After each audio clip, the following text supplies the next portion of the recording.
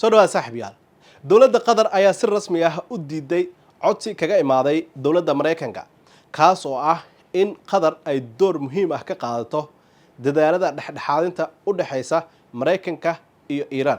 Haddaba qatar maxay u diiday? Sababaha ugu waaweyn ee qatar u diiday iyo qorshaha Mareykanka iyo wax laga filan karo wada hadallada Mareykanku uu doonayo ayaan warbixintan idinku wadaagi doonaa.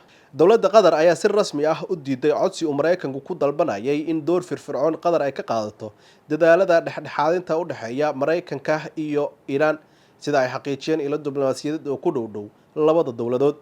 Wararka ayaa sheegaya in Mareykanku uu dhawaan la xiriiray Doha isagoo ka codsaday inay dib u bilowdo doorkeedii hore ee dhexdhexaadinta maadaama qatar ay horay uga soo shaqeysay xalinta khilaafaadyo badan oo gobolka ah oo ay ku jiraan wadahadaladii lala yeeshay Taliban iyo heshiisyo maxaabiis dhaafsi ah. Si kastaba ha ahaatee mas'uuliyiin ka tirsan dowladda qatar ayaa tilmaamay in xaaladaha hadda jira ay aad uga duwan tahay tii hore isla markaana aysan ku habboonayn in Doha ay si toos ah u dhex gasho xiisadda sii kordhaysa ee u dhaxaysa Mareykanka iyo Iran. Haddaba waxaa isweydiin mudan maxay tahay sababta qatar ay u diiday.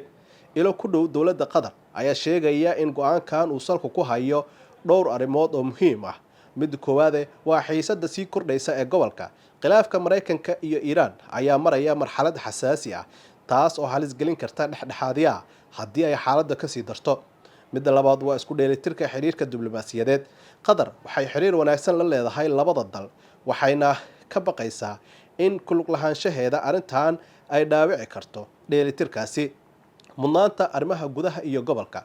Doha ayaa hadda diiradda waxay saaraysaa arrimo kale oo istiraatiiji ah oo la xiriira amniga iyo dhaqaalaha.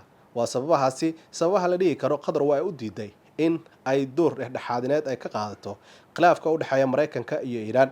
Haddaba jawaab ma laga filan karaa Mareykanka? Ilo Mareykan ah ayaa muujinaya niyad jab ku aadan go'aanka qatar maadaama Washington ay u aragto Doha inay tahay lamaane muhiim ah oo lagu kalsoonaan karo marka ay timaado wadaxaajoodyo adag. Si kastaba Mareykanku wali ma uusan shaacin qorshe kale oo rasmi ah oo lagu xalinayo xiisadda kala dhaxaysa Iran. Haddaba diidmadan ee qatar ay diiday dhexdhexaadinta iyo codsiga Mareykanka saameyn ma ku yeelan karaa gobolka? Falanqeeyaasha siyaasadda iyo arrimaha amniga ayaa aaminsan in diidmada qatar ay muujinayso sida ay u adkaynayso in la helo dhexdhexaadiye lagu kalsoonaan karo xaaladda hadda jirta. Waxaana sidoo kale la tilmaamayaa in tani ay kordhin karto khatar iyo isfahan la'aan ama xitaa isku dhac toos ah oo dhexmara labada dal. Ugu dambeyntii go'aanka qatar ayaa iftiiminaya caqabadaha sii kordhaya ee ku gadaaman dadaalada nabadeed ee gobolka Bariga Dhexe iyadoo Doha ay door muhiim ah ka ciyaarayso xalinta khilaafaadyo hore. Haddana xaaladda hadda jirta ayaa u muuqata mid ka adag taas oo keentay inay ka gaabsato ka qaybgalka dhexdhexaadinta u dhaxaysa Mareykanka iyo Iran. Waxaana la filanayaa in maalmaha soo socda ay soo baxaan dadaalo kale oo diblomaasiyadeed iyadoo indhaha lagu hayo sida xaalku isu bedeli doono.